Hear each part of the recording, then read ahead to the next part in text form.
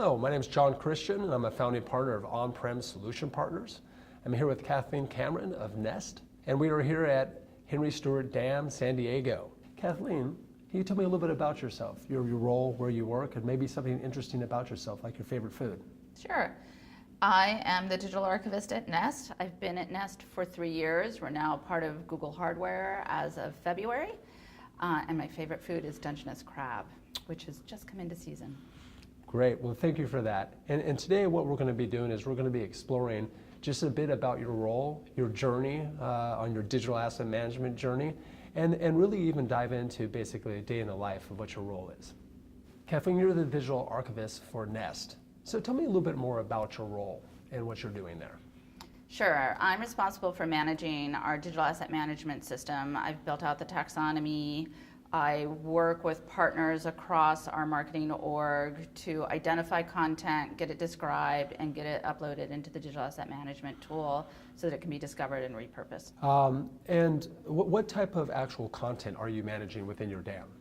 So we manage everything from key photography and video to animations to marketing collateral like digital banners to the content we create for takeovers of, say, Grand Central Station.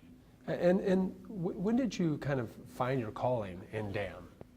So I started out at the Bettman Archive, which was still analog when I worked there, and fell in love with managing photographic collections and grew fascinated with how you would describe photography and how it got repurposed.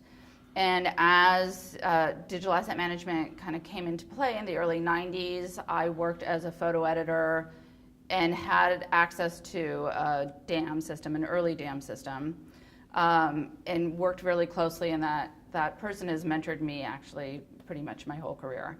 I built my first DAM about 18 years ago for a startup during the .com boom, which was mostly sports content. I worked for Quokka Sports. Wow.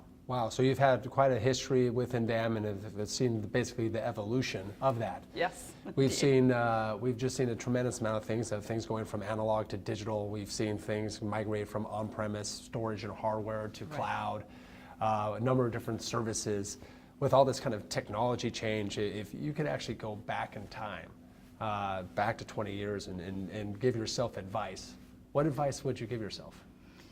I think the advice I'd give myself is to remember that this is about data and to keep the data as flexible as possible. Because the more flexible your data is, the more you can do with it. And then you don't get hampered into being locked into one system or one methodology or even one workflow process.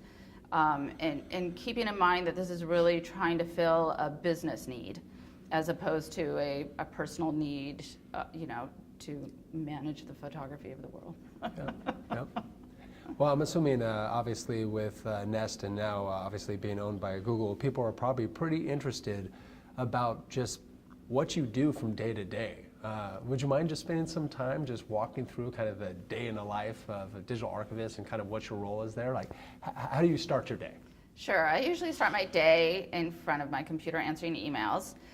We have an office in London, so I try to take care of their needs first because we have a small amount of crossover time when we're both awake and in office. And so I usually try to tick off their requests first.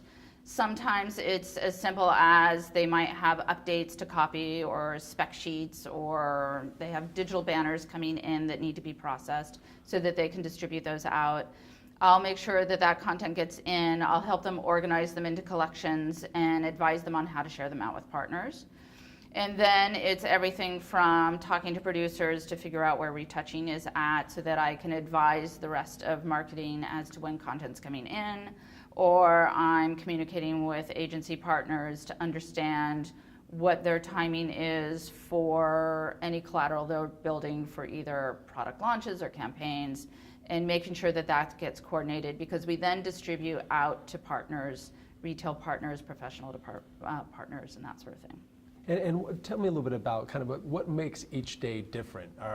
Do you have to deal with different fires that come up? Sure. Talk to me a little bit about that. Yeah, there are definitely different fires that come up every day. And often it just comes down to communication and who's communicating well with whom.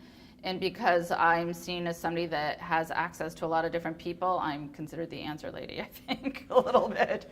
So often I'm just knitting together communications for people. I may not have the answer, but I'll put them in touch with who would have the answer. And I try to be really clear and set boundaries with people so that they don't necessarily build those codependent relationships with me where they're relying on me, but to try to foster independence and kind of spread the communication out. Yeah, and you said that you're basically the answer person. Has technology enablement made that job easier for you at all? It should have, but I find that the human component prevents that from happening. So even with a digital asset management tool, you can have metadata that explains rights information, which I do in mine, but people will still come to me to say, is it really okay for me to use this? Which I'd much rather have them do than to have them just download things and use them willy-nilly. So in part, I probably have fostered a little bit of fear so that they're cautious about what they're using.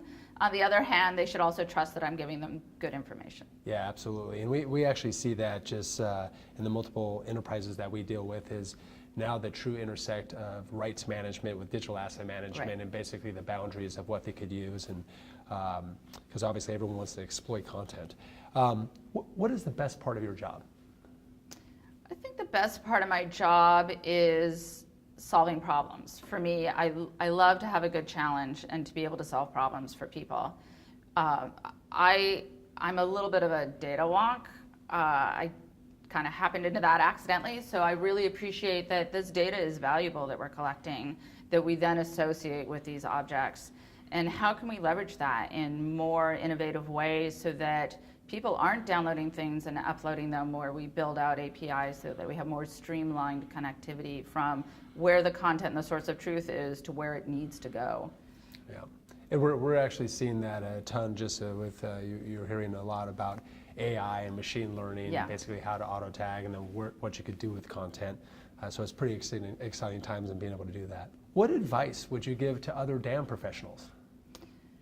Don't overthink things. Ask a lot of questions. Really understand your user community. I think that is undervalued by a lot of professionals. They make a lot of assumptions without actually hearing what the user problems are. I think we have a lot of common solves. Having a mentor was really great for me because she helped me understand that value of not overthinking, keeping things simple, and really knowing that this is a tool for your community, and if you don't take that community feedback into consideration, it's not going to be valuable to them. Right, and I think we even see is if you don't take that in, then they're actually potentially not even going to use that exactly. tool. Right? You didn't talk to me. From a change management perspective. Kathleen, really appreciate your time today and walking us through basically the day in the life of your role. So I appreciate it, and thank you very much. Thanks for having me.